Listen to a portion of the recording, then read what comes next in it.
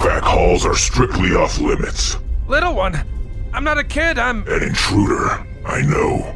Unfortunately for you, you chose the wrong place to break into. This place has been abandoned for years. So you thought. Who are you? Me?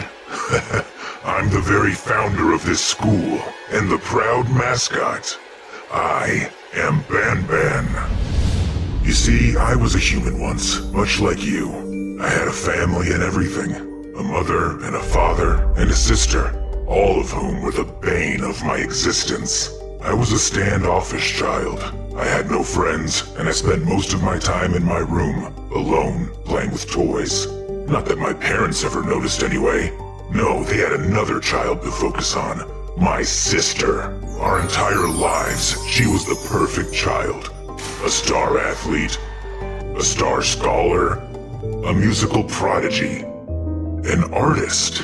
She was good at everything, and I can't say she didn't work for it. Years later, she received exciting news from our school. Oh my gosh! I'm valedictorian! Some people are born talented, some have talent thrust upon them, and others are like me. Hey, let me go! Or what? Gonna tell your big sister on us? The little guy can't do anything on his own, huh? I was tormented endlessly. It was as if everyone could sense my low self-esteem. They all looked at me as less than. I was never good enough for anyone. Not to mention my constantly failing grades. Of course, every teacher compared me to my sister. Why aren't you as smart as her, they'd ask. I wasn't very smart to begin with, but the paralyzing stress I was under only made things worse. My parents, who already had no reason to support me or be proud of me, were losing their patience by the day. Those toys, they were my only friends. Always had been.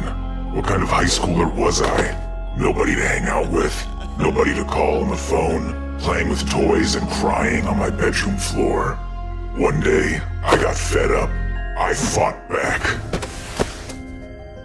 And that turned out to be one of the worst ideas I've ever had. Oh my god! You brought toys to school? What a little baby! Hey, give those back! I'm serious. Aw, what are you gonna do? Cry about it? Seriously, put them down! Oh, don't worry. I'll put them down. Sure hope they know how to swim. No! My only friends were gone. I'd lost everything at that point. My grades tanked even further, and my parents wanted nothing to do with me anyway, and it only got worse from there. Graduation day, my sister was valedictorian, and it was the proudest moment of my parents' lives. I couldn't bear to go. Besides, I had to go do a makeup science project in the lab to get my grades up. Everyone's big day was ruined, and mine was about to be as well. Just as I showed up to do my science project, well, I was in the wrong place at the wrong time. Since I was the only person not in the gym at the time when the sprinklers went off, everyone thought it was me. I was instantly guilty in their eyes. This prank, the prank I didn't even do, got me expelled. My parents sent me off to boarding school. I knew they were secretly happy it all happened. They couldn't wait to get rid of me. I was almost happy to be free of the bullying, to be free of the constant comparisons to my sister. But my situation didn't really improve. I was still bullied, and my grades didn't get much better. So from then on, I became obsessed with one thing and one thing only. To one day build my own school, a place where kids would be happy. No bullies, no mean teachers, a safe space filled with magical creatures just like the toys I'd lost. Meanwhile, my parents wouldn't answer my calls or my letters. When breaks rolled around, they never showed up to pick me up and take me home. I was completely alone in the world, with no one to keep me company. But finally one day I got a letter. I knew it had to be from my parents at last. It wasn't. It was a letter letting me know I'd been dropped from school due to poor academic standing. Fine, I didn't need them anyway. I decided to go back home. But I couldn't bear to stay. I was a burden to them. They wouldn't have been happy to see me anyway. So I made a promise to myself. I would make it on my own, start my school, and I wouldn't need them anymore. By working lots of odd jobs and part-timers, I was able to raise enough money to buy an abandoned building and try and spruce it up into my own daycare and educational facility. But being a brand new establishment, well, it didn't get much attention, or any enrollments whatsoever. Somehow I felt more alone than ever. In that moment, I really wished I had my old friends, my toys. I loved those toys as a child. Why not dedicate it to them and share their joy with other children? It was time to give the place some more color. And besides, a theme always sells, right? And before my eyes, I built it, and people came. So many people wanted to enroll, and the children loved it. It made my heart so happy that these kids would never be as lonely as me. But it still felt incomplete, so I took on an additional project. Trying to recreate my old friends and bring them to life. I didn't have much technical or medical knowledge, but I was hoping between some textbooks and my own perseverance I could do it. And I almost did. I managed to make, well, something.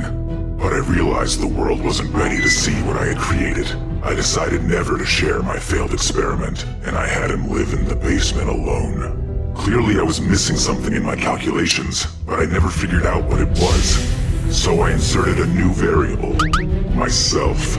When I electrified myself and the toy at the same time, we merged. I was terrified. I was disgusted. I was amazed. And then I realized I couldn't let the parents see me like this. So I became nothing but a voice on the intercom. I shut myself in my office and refused to come out again unless there was an extreme emergency. I hoped that day would never come. But it did. Somehow a door was left unlocked. A door to the back hallway. And a little girl got through.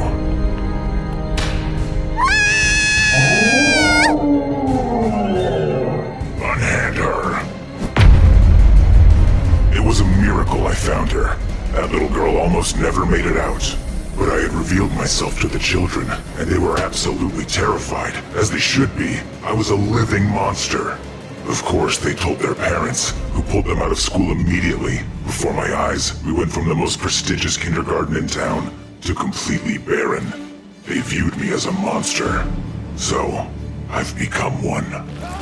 I've been capturing intruders like you to carry out my experiments. Of course, most of them have been failures. But who knows? You could be my first success.